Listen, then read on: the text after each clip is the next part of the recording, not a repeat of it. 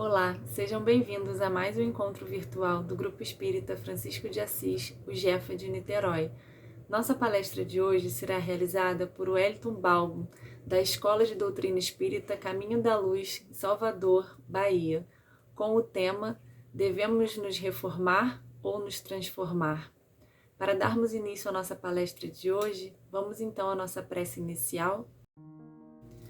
Fechando os nossos olhos, elevando nosso pensamento a Deus, vamos agradecer a oportunidade de estarmos aqui reunidos em pensamento e coração para mais um momento de estudo.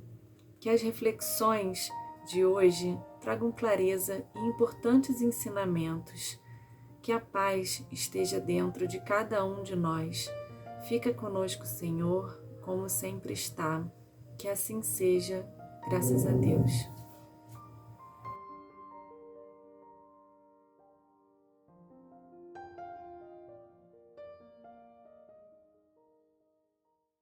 Meus amigos, é uma grande satisfação, é um grande prazer poder estar aqui novamente com vocês, fazendo reflexões à luz da nossa querida e consoladora doutrina espírita. O meu agradecimento especial à minha amiga Marta Noves, ao Fernando, que nos fazem o convite, que nos recebem tão bem, mesmo que de maneira virtual. Até porque, nas próprias palavras de Allan Kardec, o que vale, o que interessa, de fato, são os sentimentos que nos unem. A comunhão de pensamentos é o que é mais importante. Então, independentemente de nós estarmos aqui em Niterói, em Salvador, no interior do estado de São Paulo, o fundamental é que estejamos todos unidos por meio de pensamentos, vibrando na mesma sintonia, podendo captar os sentimentos, as sensações, as percepções uns dos outros. Então é sempre uma grande alegria. Já estendo aqui meus cumprimentos a todos os amigos que estão nos assistindo hoje, que estão refletindo junto conosco, aqueles que quiserem me encontrar pelas redes sociais, para a gente poder trocar uma ideia muito simples. Meu nome está aí na tela, é Wellington Balbo. Você me acha de maneira muito fácil, tanto no Instagram quanto no Facebook. Eu estarei à disposição de todos. Será um grande prazer nós podermos refletir, dialogar em torno dos temas que nos traz a nossa doutrina espírita, essa doutrina que nos faz tão bem, que nos proporciona um grande aprendizado e um enriquecimento espiritual. Quando nós falamos de enriquecimento espiritual, nós estamos falando do homem em sua plenitude, em todos os campos. O homem que se enriquece espiritualmente, ele se enriquece pessoalmente, ele se enriquece profissionalmente, ele se enriquece no campo da sociedade, enfim, onde o homem estiver inserido e houver esse enriquecimento espiritual, tudo aquilo que está em seu entorno, inclusive as suas virtudes, as suas características, elas naturalmente são enriquecidas. E hoje, meus amigos, o nosso tema é um tema que eu acho bem bacana da gente trabalhar, estudar, bem interessante. Nós vamos falar sobre transformar ou reformar. Qual é o grande propósito que a doutrina dos espíritos traz? É a reforma ou é a transformação? Ou melhor ainda, vou jogar um outro ponto, o desenvolvimento do espírito. Criados por Deus em determinado momento da humanidade, da eternidade, perdão, simples e ignorantes, folhas em branco, vamos conquistando virtudes, vamos então nos desenvolvendo. Podemos fazer uma analogia ao indivíduo que inicia no mercado de trabalho. Quando ele começa no mercado de trabalho, ele inicia como um estagiário. Ele está o quê? Desenvolvendo as suas competências, desenvolvendo os seus saberes, aprendendo. Ele inicia um trabalho no escritório, ele vai cometer muitos erros. Tenho meu filho agora, João Antônio, com 17 anos, começou a trabalhar, ele faz 18, inclusive agora em setembro, dia 28 de setembro, o garoto fará 18 anos, dia 28 de setembro desse ano de 2021, o garoto fará 18 anos e começou agora a trabalhar. Erra bastante, estou em contato constantemente com a empresa em que ele está trabalhando e ele erra bastante. Por quê? Porque ele está em desenvolvimento. ele está aprendendo. Essa mesma analogia nós podemos aplicar na nossa existência. Nós erramos porque nós estamos nos desenvolvendo. E aí eu lanço a primeira provocação para todos nós refletirmos. Diante disso, diante desse exposto do desenvolvimento, da utilização dessa palavra desenvolvimento, nós estamos reformando, porque é um termo muito comum utilizado no movimento espírita, reforma íntima. Há palestras com esse nome, há livros com esse nome, né? Reforma íntima. Então eu lanço essa provocação. Nós estamos nos reformando, nós estamos nos transformando, nós estamos nos desenvolvendo. Será que esses três termos eles se encontram? Será que existe alguma inadequação de utilizarmos esses termos? Como que a gente pode encaixá-los? Ou será que eles devem realmente ser encaixados diante do aspecto do crescimento do espírito imortal? Então, vamos começar primeiro a entender a etimologia. Da onde vem essa palavra reformar, tão utilizada no movimento espírita? Reforma íntima. O que isso significa? O que isso quer dizer? O que significa reformar? Eu fui buscar lá no dicionário o que é reforma. Vamos ver aqui o conceito de reforma.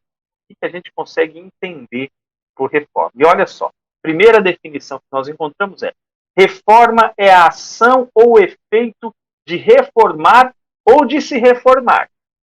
Este verbo, por sua vez, significa voltar à forma, refazer, modificar algo, emendar ou corrigir a conduta de uma pessoa.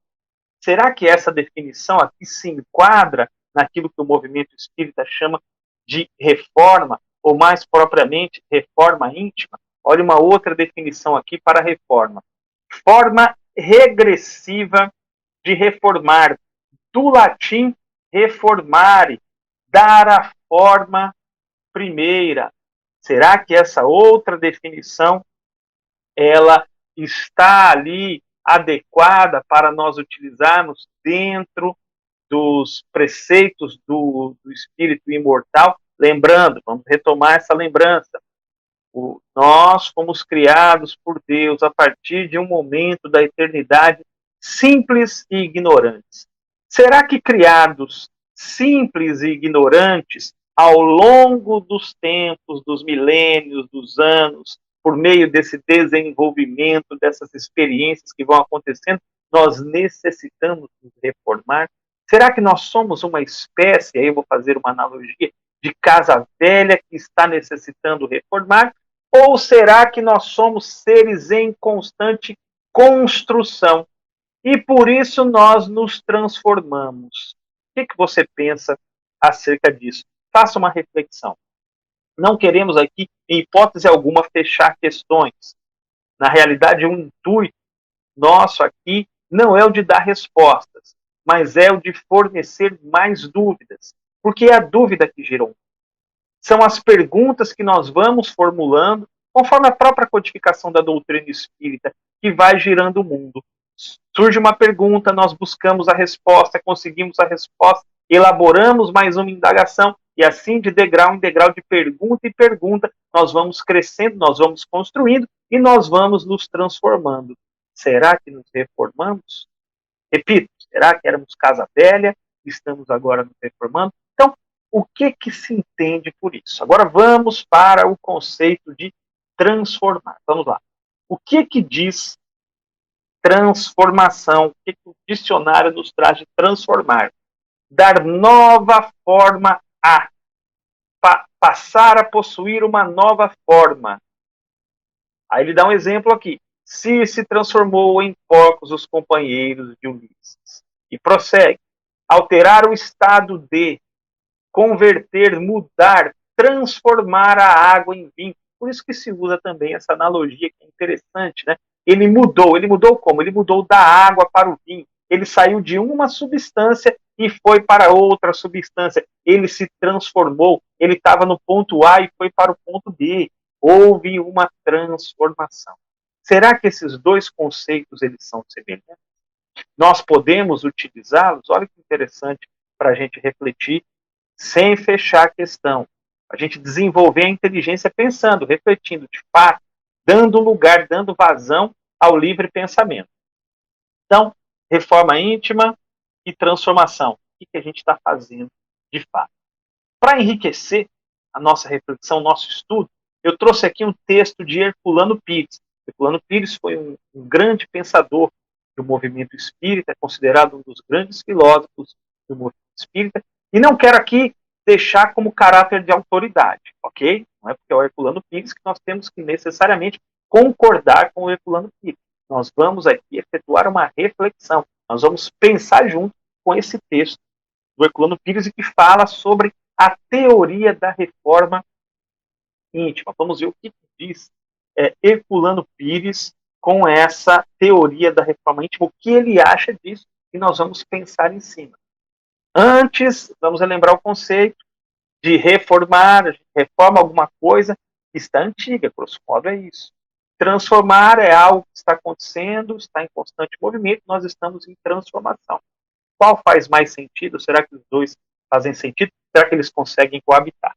Vamos ver aqui o que diz Herculano Pires. Teoria da reforma íntima.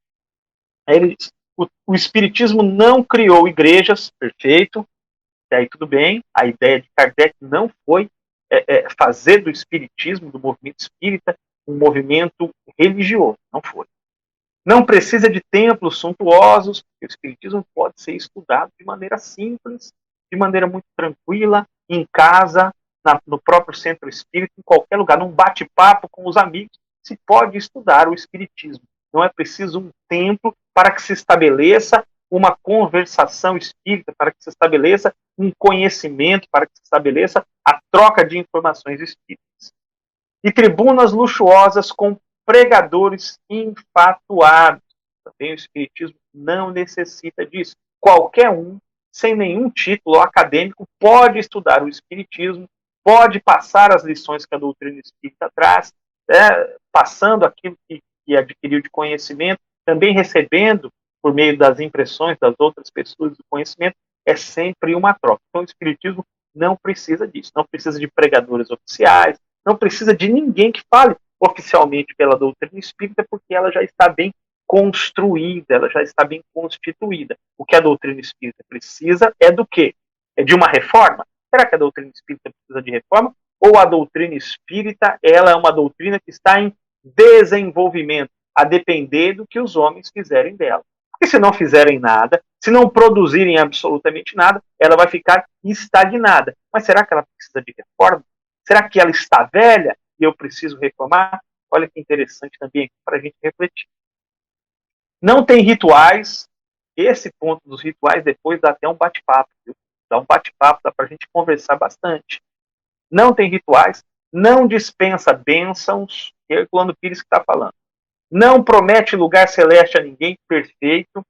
Não confere honrarias em títulos ou diplomas especiais. Não existe o líder espírita, o mestre em espiritismo, o doutor em espiritismo, aquele indivíduo que fez uma pós-graduação em espiritismo. O espiritismo não confere absolutamente nada disso. E não disputa regalias oficiais, privilégios. O espiritismo não tem nenhum tipo de privilégio, não oferece privilégio a ninguém, nem ao presidente do centro, nem àquele que chega no centro pela primeira vez. O Espiritismo não trabalha dessa maneira. O Espiritismo trabalha no ombro a ombro. Todos ali são iguais, estão ali no mesmo patamar. Aliás, sendo a Terra uma escola, nós estamos matriculados na mesma sala de aula. Sua única missão, olha que interessante que o Herculano Pires coloca aqui, como única missão do Espiritismo. E eu acho muito interessante esse ponto de vista que ele traz. É esclarecer, orientar e indicar o caminho da autenticidade humana e da verdade espiritual do homem. Perfeito. O objetivo do Espiritismo é trabalhar pelo progresso moral do ser humano. Quando o ser humano progride, avança, cresce moralmente, o Espiritismo então está funcionando, porque está transformando o homem em alguém melhor. É claro que o Espiritismo por si só não vai transformar ninguém. É a aplicação dos princípios espíritas. Colhi a teoria, aprendi e agora eu vou para o campo da prática. É um campo um pouco mais complexo, que é um campo um pouco mais pedregoso, mais ruidoso do que o campo da teoria. Mas eu pego aqui na teoria e coloco em prática, porque senão esse conhecimento não faz sentido. Esse conhecimento espírita, ele precisa fazer sentido na nossa existência. Nós temos que ter foco. Essa é a palavra, foco, para que nos leve a um local melhor. E ele diz, se não compreendemos isso, e nisso não nos integrarmos, estamos sendo pedras de tropeço para os que desejam realmente evoluir, não por fora, mas por dentro. E esse por dentro, diz ele, não quer dizer reforma. Aí ele entra com a crítica à teoria da reforma íntima. Então ele quer dizer, né, que melhorar-se aí internamente não quer dizer reforma, mas desenvolvimento das potencialidades do espírito. Perfeito. O espírito está em constante desenvolvimento. Lembra aquela ideia original de que fomos criados por Deus, simples e ignorantes? Né? Então, a gente já começa a ver a ideia aí do Herculano com relação à reforma. A teoria da reforma íntima é um engodo que levou muitos companheiros aproveitáveis à vaidade adulteradora.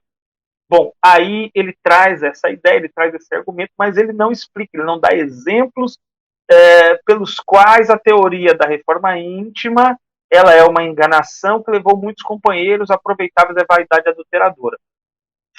Peço licença para fazer aqui uma crítica, claro que respeitosa, a essa fala do Herculano Pires. A teoria da reforma íntima, ela pode ser inadequada. Não é uma palavra adequada para se utilizar, justamente pelo argumento que nós já trouxemos aqui. Espíritos criados simples e ignorantes, estamos em desenvolvimento. Então a reforma, ela me parece uma palavra que não se encaixa muito bem. Mas daí a falar que aquelas pessoas, que aqueles indivíduos que utilizam a palavra reforma íntima, ou que a teoria, que aplicam a teoria da reforma íntima, eles acabam caindo na vaidade adulteradora, me parece um pouco pesado demais. E explico por que estou dizendo isso. É claro que ele deveria ter as razões dele, pelas quais ele trouxe essa ideia e escreveu esse texto. Ele deve ter vivido ali num contexto que naturalmente eu não vivi, nós não vivemos, para ter feito essa afirmação. Mas repare, eu sei que as palavras devem ser chamadas, devem ser ditas pelos seus próprios significados, eu compreendo isso. Mas uma boa comunicação, ela pede também que eu entre no universo semântico do indivíduo. É por isso que nós fomos ver aqui a definição da palavra reforma e a definição da palavra transformação. Muitas vezes, o universo semântico do indivíduo não tem consonância com aquilo que a palavra realmente quer dizer. E aí eu não estabeleço uma comunicação eficaz com as pessoas. Então, nem todos... Então, quando eu estou conversando com alguém, batendo um papo com alguém, e esse companheiro diz o seguinte, nós precisamos trabalhar a reforma íntima. Muito melhor do que eu corrigir esse companheiro, não, meu amigo. Esse termo reforma íntima está errado, isso está equivocado, isso não existe.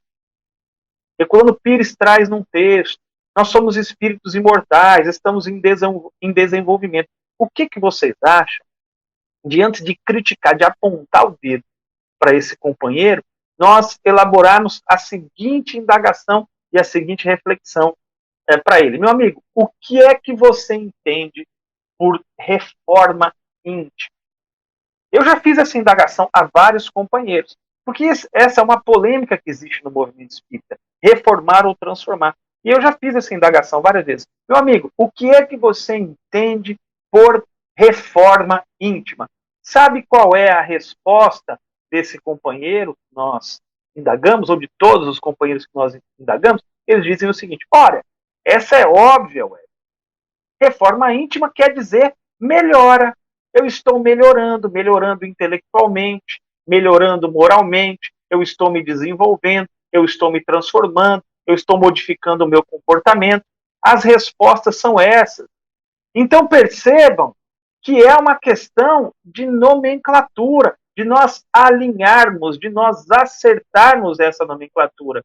Porque eu considero também o termo reforma íntima inadequado, e concordo em boa parte com o Herculano disso. O que eu só não concordo é que o termo reforma íntima leva as pessoas à vaidade adulteradora, porque na realidade, em sua esmagadora maioria, no baú semântico dessas pessoas, reforma quer dizer mudança, ela é sinônimo de transformação, ela é sinônimo de desenvolvimento. E para a gente alinhar essa boa comunicação, nós não podemos perder isso de vista. Então, olha que interessante. Ao invés de fazer uma crítica, eu tento entender o que o outro quer dizer com aquilo. O que você está querendo dizer com reforma? Ah, é mudança, é melhoria e tal. Esse é o grande ponto. Mas eu concordo aqui com ele que a palavra, ela está inadequada. E aí ele prossegue aqui. Ele dá argumentos mais sólidos. Ele diz o seguinte: não há reforma para o que não se estraga. Perfeito. Isso encontra base naquilo que nós já falamos incansavelmente nesses poucos minutos que estamos aqui explanando. O espírito não é criado estragado. Ninguém é criado com defeito. Nós não somos seres com defeito. Eu, particularmente, não gosto dessa palavra defeito. Pelo menos não aplicada a seres humanos, aplicada a espíritos imortais. Nós não temos defeito. Nós estamos nos desenvolvendo. Ah, você tem um defeito. Não, eu não tenho defeito. Eu tenho pontos a desenvolver. Não é nem a melhorar. Não é nem a melhorar. Eu tenho pontos a desenvolver. Aquele indivíduo que não tem paciência é porque ele ainda não desenvolveu a virtude da paciência. Não é que ele tem um defeito. Ele não foi criar um defeito outro faltando a paciência. Porque se eu parto dessa premissa, é uma premissa equivocada. Eu vou estar dizendo subliminarmente que Deus errou.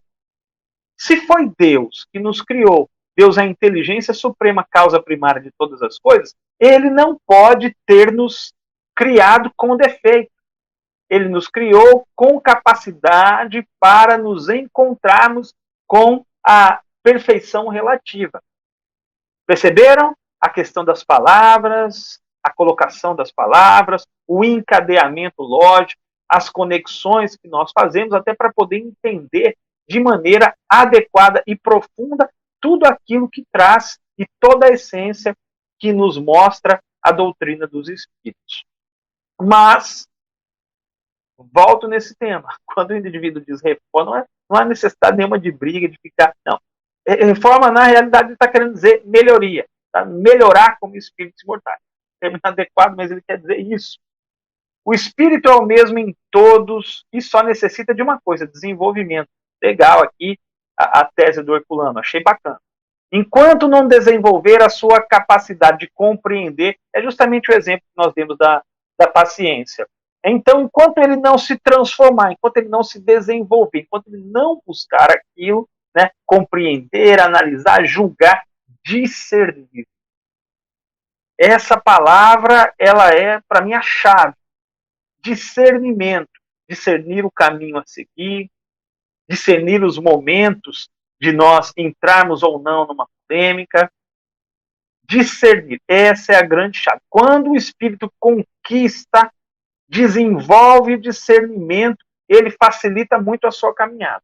Facilita muito. Por quê? Porque o discernimento vai lhe dar condições de boas resoluções.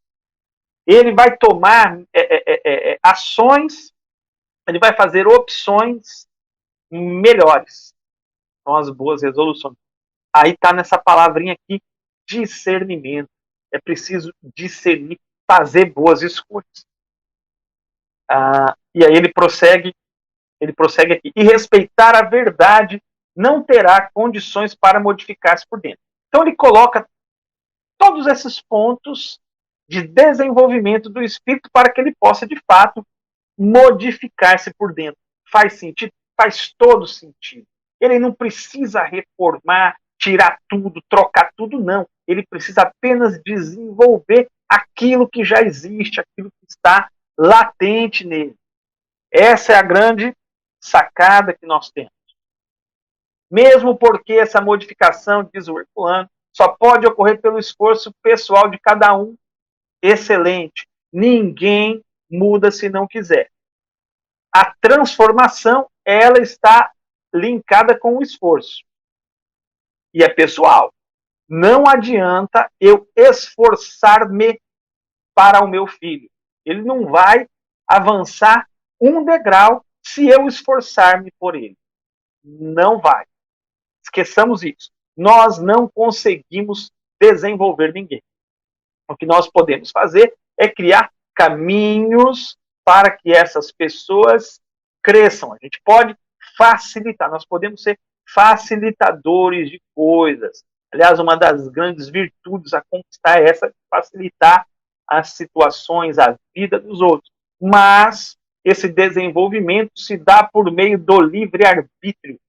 Ele precisa escolher fazer isso. A escolha deliberada do Espírito é que leva-o ao progredir. Mesmo porque essa modificação só pode ocorrer pelo Estado. A expressão reforma íntima é inadequada. Ele força, pois implica a ideia de substituição de coisas, conserto, modificações em disposições internas. É isso que nós já falamos, por isso que nós consideramos o termo inadequado. Pois implica, as disposições internas do espírito correspondem ao seu grau de evolução, como nos mostra a escala espírita de Allan Kardec. Aí fica a deixa para que todos nós estudemos a escala espírita. Ali na escala espírita, é claro que não é uma referência absoluta, mas é um norte legal que Allan Kardec proporciona a nós para entendermos o estado em que cada espírito ele se encontra, e nós podemos ali nos enquadrar perfeitamente. A gente vê, olha, eu tenho um pouco daqui, eu tenho um pouco daquele outro, né, daquela outra ordem, daquela outra classe da escala espírita. Ninguém se reforma nem pode reformar os outros, possível, mas todos podem superar as condições atuais. Essa é a nossa grande luta, superar as nossas condições atuais. Quando a gente vê esse mundo extremamente competitivo, eu fico pensando, eu não sou contra a competição, não. Eu acho que deve existir a competição. Porque a competição estimula você ao progresso. Mas é a competição consigo. Não adianta eu competir com o outro. Competir com o outro não vai me levar a lugar algum. Agora, competir comigo mesmo, ser melhor hoje do que eu fui ontem, aí sim. Fazer um estudo das minhas disposições íntimas. Fazer um estudo do atual estágio evolutivo em que eu me encontro. Verificar meus pontos fortes, meus pontos fracos, aquilo que me ameaça, as oportunidades que eu tenho. É uma análise SWOT, uma ferramenta que nós estudamos no campo da administração de empresas que nos permite tudo isso. A gente pode aplicar na nossa existência para podermos crescer, para otimizarmos aí o nosso progresso. É uma ferramenta interessante. Depois vocês pesquisem, dá um Google lá, análise SWOT ou análise FOFA. Vejam como faz e jogue na sua vida. Quais são seus pontos fortes? Quais são seus pontos fracos? O que te ameaça? O que ameaça o teu progresso? E as oportunidades que existem no mundo para que você possa crescer, para que você possa transformar-se. Essa análise ela é muito interessante nós fazemos. E aí ele prossegue aqui. Um espírita que se sujeita às lições de um mestre pessoal não é espírita. Quer dizer, ele está aqui combatendo a ideia do guru. Esqueça, guru. Foque em você, no seu desenvolvimento. O que nós temos aqui são companheiros de caminhada, vamos trocando ideia, vamos aprendendo juntos. Mas não dá para seguir uma pessoa. Por que não dá para seguir uma pessoa? Porque todos nós somos seres humanos falíveis. Nós erramos. Então, se eu seguir alguém, pode ser que aquele indivíduo esteja errando e eu vou errar junto com ele. O papel mais legal, mais interessante é o do observador frio. Do observador frio. Não é frio no sentido de não sentir nada. Não, não é esse. Não é frio no sentido pejorativo. É no sentido de distanciar-se e observar para poder pegar aquelas lições e aplicar na sua própria existência. Então é do observador que olha centrado, sem lado, para poder então tomar a melhor resolução, escolher o melhor caminho. Essa ideia ela é muito interessante e pode trazer aí grandes benefícios ao nosso progresso. Ele diz o seguinte: o despertar da consciência na experiência olha que interessante o raciocínio dele. O despertar da consciência na experiência. Para ter experiência nós precisamos viver, precisamos de rodagem, é o seu caminho único de progresso. Então, segundo o Herculano Pires aqui, é a experiência que leva o espírito a progredir. Quanto mais experiente o espírito, quanto mais rodagem ele tem, quanto mais situações ele passa, mais esse caminho é propício ao avanço. Ele diz, ele não confia em palavras, mas nos fatos. Esse espírita que busca transformar-se, ele confia nos fatos. Sabe aquela pessoa que olha, que analisa, que vê os fatos, que não cai em qualquer conversa? Não cai. O indivíduo pode falar, o outro pode falar, e ele presta atenção nos fatos. O que acontece de maneira objetiva. Exercício para todos nós. Há trabalho a fazer, há afinidades a estabelecer entre companheiros em pé de igualdade. Todos nós aqui estamos em pé de igualdade. Toda uma batalha a vencer. Aos pesados resíduos teológicos, supersticiosos e obscurantistas que esmagam a ingenuidade das massas. Então, ele está dizendo aqui que nós devemos combater constantemente a ingenuidade. Como você combate a ingenuidade? Observando os fatos, atento aos fatos. Eu sou um homem da área de exatas, trabalhei muitos anos como professor de matemática, depois trabalho no campo da administração de empresas, também na área da estatística, procuro ficar sempre atento aos fatos. Essa formação ela nos dá um foco muito grande nos números. Não que os números eles não sejam infalíveis. Por incrível que pareça, os números podem falir, principalmente se mal contextualizados. Mas números bem contextualizados nos oferecem um norte, porque eles traduzem os fatos. Então, não caiamos em qualquer conversa. Para a transformação, é preciso focar nos fatos, meus amigos. Bom, como disse, o nosso objetivo aqui ele é o de levantar dúvidas, trazer dúvidas para todos nós. Espero que eu tenha trazido algumas dúvidas para que a gente possa formular mais perguntas, buscar as respostas, desenvolver a inteligência e nos transformarmos. Obrigado a todos vocês por esses momentos de reflexão, pela oportunidade que nós tivemos juntos. Obrigado novamente à minha amiga Marta, ao Fernando, que também nos recebe. Grande abraço aos amigos de Niterói e que Deus e os bons espíritos eles estejam sempre conosco, nos proporcionando um caminhar mais leve, mais sereno por este mundo. Até uma próxima oportunidade, meus amigos. Vamos elevar nossos pensamentos, pensar numa paisagem bem bonita, acalmar nossos corações e agradecer a Deus, nosso Pai, por mais essa oportunidade de estarmos aqui assistindo através da internet mais uma palestra esclarecedora. Mestre querido, envolve a nossa casa de oração que nos proporciona esses momentos de estudo e reflexão.